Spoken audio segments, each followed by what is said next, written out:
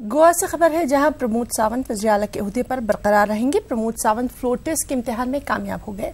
Goa assembly में BJP की अक्सरियत साबित हो चुकी है। फ्लोर टेस्ट में 20 अरकान असेंबली ने प्रमोद सावंत की हिमायत की। मनोहर पर्रिकर के इंतकाल के बाद प्रमोद सावंत को वज़ीर आला के ओहदे का हलफ दिलवाया गया था।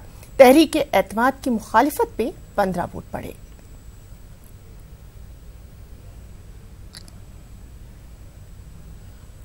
और वहीं बीएसपी सुप्रीमो मायावती ने ऐलान किया कि वो अब लोकसभा चुनाव में नहीं लड़ेंगी। दरअसल मायावती अपने उम्मीदवारों की इंतखाबी तशहीर पर ही तवज्जो देंगी।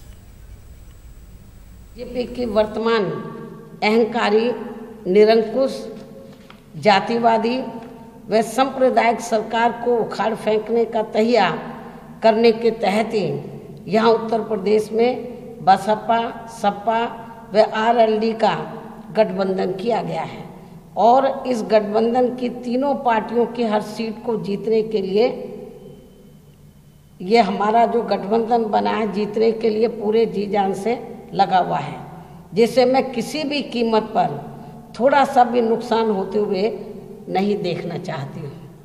इसलिए मेरे खुद के जीतने से ज़्यादा महत्वपूर्ण ये है कि इस लोकसभा चुनाव में यहाँ प्रदेश की एक एक लोकसभा की सीट को जीतना। इसलिए देश के वर्तमान हालात व ज़रूरत को देखते हुए तथा अपनी पार्टी की मूवमेंट के व्यापक हित के साथ साथ जनहित व देश हित का भी यही तकाजा है कि मैं लोकसभा का चुनाव अभी नहीं लड़ूं।